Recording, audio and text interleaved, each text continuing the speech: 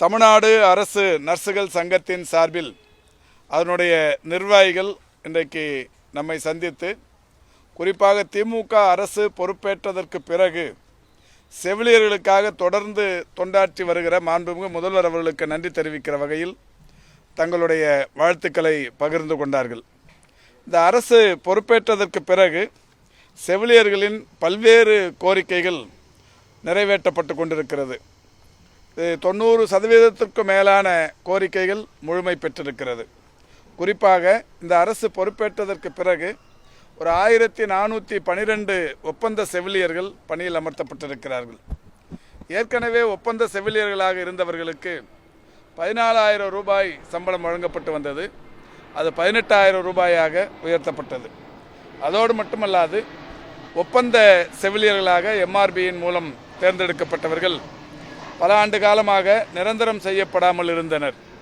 அந்த வகையில் இன்றைக்கு இந்த அரசு பொறுப்பேற்றதற்கு பிறகு 1912 எம்ஆர்பி ஒப்பந்த செவிலியர்கள் நிரந்தர செவிலியர்களாக இன்றைக்கு பணியில் அமர்த்தப்பட்டிருக்கிறார்கள்.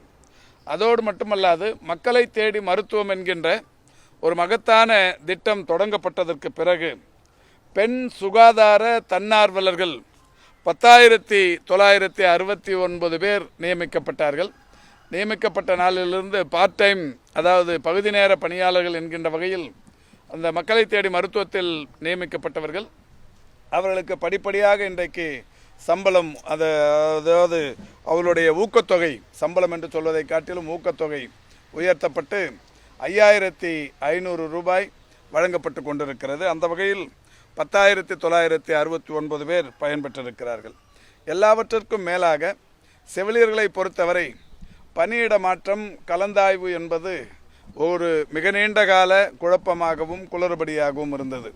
அதற்கு தீர்வு காண்கிற வகையில் இன்றைக்கு நம்முடைய அரசு பொறுப்பேற்றதற்கு பிறகு மாண்புமிகு தமிழ்நாட்டின் முதலமைச்சருடைய வழிகாட்டுதலின்படி கடந்த 3 ஆண்டுகளில் 9,535 செவிலியர்கள் கலந்தாய்வின் மூலம் அவரவர்கள் விரும்புகிற இடங்களுக்கு பணிகளுக்கு சென்றிருக்கிறார்கள்.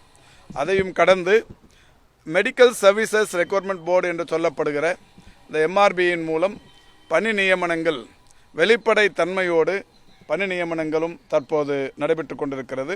அந்த வகையில் கடந்த 3 மாதங்களுக்கு முன்னாலேயே விஹெச்என் என்று சொல்லக்கூடிய கிராம சுகாதார செவிலியர்கள் 2,400க்கும் மேற்பட்டவர்களை எடுக்கும் பணியும் தற்போது நடைமுறையில் இருந்து வருகிறது. அதோடு செவிலியர்கள் சங்கத்தின் சார்பில் ஏற்கனவே இந்த கோட் ஆஃப் கான்டக்ட் வருவதற்கு முன்னாலேயே அவர்கள் அரசுக்கு வைத்த கோரிக்கை சிறந்த செவிலியர்களுக்கு ஆண்டுதோறும் ஊக்கமளிக்கிற வகையில் அவர்களுக்கு விருதுகள் வழங்கப்பட வேண்டும் என்கின்ற கோரிக்கை வைத்திருந்தார்கள். அந்த கோரிக்கையும் மாண்புமிகு தமிழ்நாட்டின் முதலமைச்சர் அவர்கள் ஏற்று இன்றைக்கு ஒரு 19 செவிலியர்களுக்கு அந்த விருதுகளை வழங்குகிற பணிக்கான தேர்வுகளும் நடைபெற்று கொண்டிருக்கிறது. இந்த தேர்தல் நடத்தை விதிமுறைகள் முடிந்ததற்கு பிறகு அந்த விருதுகள் வழங்கும் பணியும் நடைபெறவிருக்கிறது. ஆக எல்லா வகையிலும் நம்முடைய செவிலியர் பெருமக்கள் இன்றைக்கு இந்த அரசு பொறுப்பேற்றதற்கு பிறகு பல்வேறு வகையிலான அவர்களுடைய கோரிக்கைகளுக்கு தீர்வு கிடைக்கப்பட்டிருக்கிறது.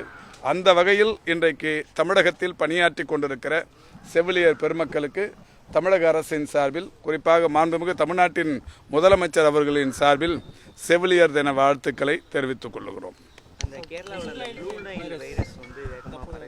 இது சம்பந்தமாக பொது சுகாதாரத்துறை நேற்றைக்கு ஒரு அறிக்கை வெளியிட்டிருக்கிறது.